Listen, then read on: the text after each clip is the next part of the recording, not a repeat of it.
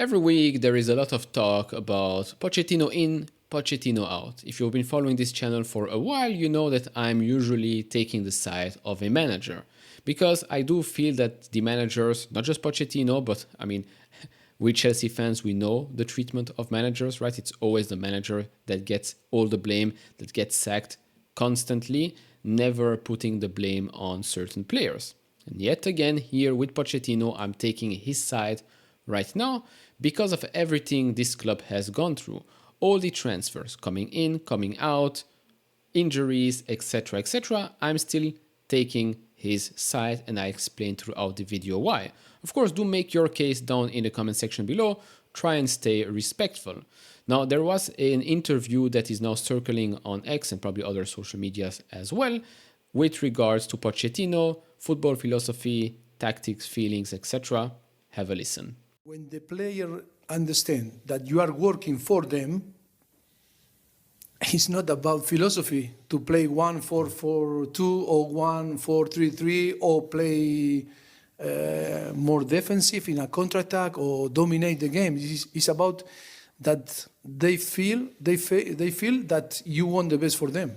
That is the most important thing. Philosophy, methodology, style of football or different ideas, I think, are not important. Now, a lot of people are saying that, oh, this just proves that there's no coaching, no system at Chelsea. No, again, this is just comments from idiots that have a special agenda against Pochettino, who would rather see another coach come in and fail miserably, because the problem is, again, not the manager. The problem is the players are just too young. We're running here an experiment that we know from the start is going to fail. No, this is not about not having any tactics or not coaching.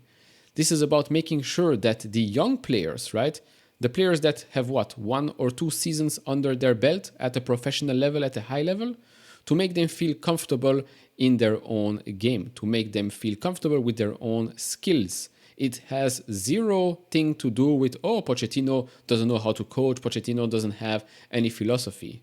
No, it's about making sure that the players who are now under severe pressure because you're playing for Chelsea in the Premier League are feeling comfortable that, well, there is a reason why they're at Chelsea. Of course, some players don't deserve to play for Chelsea, and they have proven that they don't deserve to play for the badge.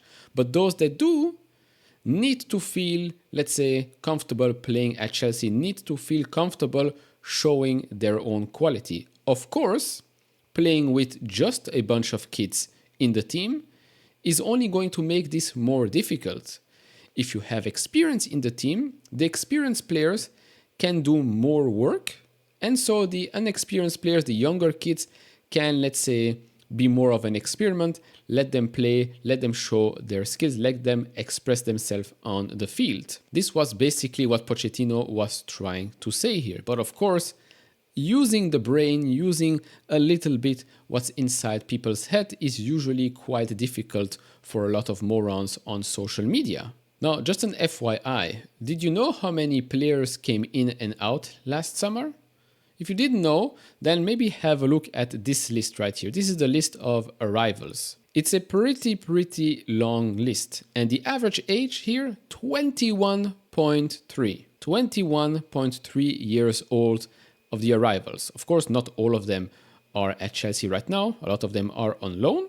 But this is the age, 21.3, and you think that we're going to win something with these kids? Are you insane? If you then look at the departures, also quite a long list, right? Quite a long list, lots of loans as well. But here the average age is close to 25 years old. So the people that left the club were more experienced, the people that joined the club way less experienced. And you still think that all the blame is on the manager. No, I'm sorry to say, but no, that's a huge mistake. The blame is in the recruitment. The blame is in the ownership, who are trying to run an experiment that was always bound to fail. And as always, who gets the blame? The manager. Because some Chelsea fans, not all of them, but some Chelsea fans always think that, oh, we're losing games, so it has to be the manager, right? It cannot be the individual players who have made countless mistakes, who now, by the way, Chelsea rank number 1 in mistakes made that lead to a shot. I mean, is that on the manager? So some are going to say, yeah, but it's on the manager to tell the players where to position on the field.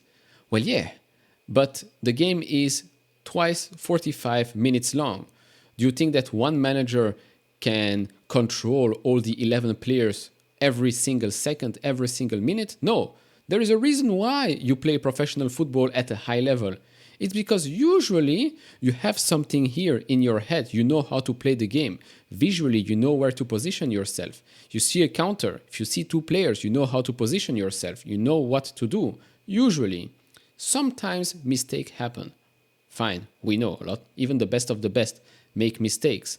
But we this season have lost so many points because of individual mistakes, not because of managerial mistakes. I think a lot of people just forget that. The past couple of days, Disasi, Petrovic, Caicedo, the list goes on and on and on. Individual mistakes that lead to defeats or lead to the other team that have been dominated to come back comfortably in the game. Not managerial mistakes, although yes, against Sheffield, the late substitutions to me did not make sense. So yes, he is at fault there. But a lot of mistakes are not on Pochettino, are on the individual players. But again, can you always blame the players? No, you have to blame the whole system beforehand. The fact that we're trying to make a winning team based with kids just doesn't make sense, doesn't work. Moving on to a nice little visual presentation here that Dean CFC has shared. So the number of players aged 23 or below that each Premier League club has this season. Who ranks number one? Chelsea FC at 19. Now, I've heard some people already say, oh, but look at Tottenham. Tottenham have a new coach, a couple of new players, and they're doing better than us. Well, Tottenham here sits at number 8 with 11 players, which means what? Which means they are mixing experience with young players, which is the perfect recipe for success. Plus, they have high-quality world-class players, such as Son. I rate Maddison as very, very high as well. This is a working experiment. Are they going to win anything this season? Probably not. But hey, at least they still have a chance to qualify for Champions League. Moving on to the next thing he shared with us. Games missed due to injury this season out of 40 games. This was shared a week ago, so the numbers might have changed already when the time you're watching this video. Fofana, 40. Lavia, 39. Shaloba, 32, James 31, and Nkunku 29, Carney 29, Chilwell 25, Ogochukwu completely forgot he exists 23, Badiashile 19, Kukurea 18, Sanchez 15, and I believe there are some names here that are not even on the list, but this just shows you that we cannot be consistent with this many mistakes. Look at the captain and look at the vice captain. James, 31 games out, Chilwell, 25 games out. How do you want us to have consistency when we have this many injuries in crucial spots with quite crucial players as well? Just doesn't work. This is not me making excuses for the lack of performance. No, these are just facts. And then, of course, when you recruit players with a high price tag and they don't deliver the goods because, let's face it, they're not worth even half of it. For example, Caicedo and Enzo, I don't think they're worth over 60 million, probably not even close. Even the basics of the basics doesn't work with them. So yeah, when you try that experience, you run out of money to buy other quality players. For example, why didn't we spend the same amount of money of Caicedo on Declan Rice? Solid player, Premier League experience, brings in leadership as well. But hey, instead, what did we do? We went to Brighton and we got effed yet again. Look at this picture. This is shared by Sebastian, great follow on X as well. This is what Caicedo has to handle on a weekly basis. Wingers don't defend, Enzo can't defend, therefore he's facing a pick your poison dilemma every play. And by the way, this is not just an issue for Caicedo, there are a lot of players in our team that have a very, very low football IQ. This is a problem with recruitment as well. I don't know, maybe they only recruit players based on some cool, great compilation that someone made on YouTube. Couple of passes here, a couple of goals there, and they're like, whoa, this player must be worth 60, 50, 100 million, right? I don't know. It feels like our club is run by a bunch of clowns, but then again, you can only choose one club in your life, so I guess we're stuck with that for now. But in my opinion, Pochettino out to me is not an option right now. Do share your thoughts down in the comment section below, of course. Try and make your case. If you enjoy this type of videos, leave it a thumbs up, subscribe if you have not, and I'll see you all in the next one. Bye bye.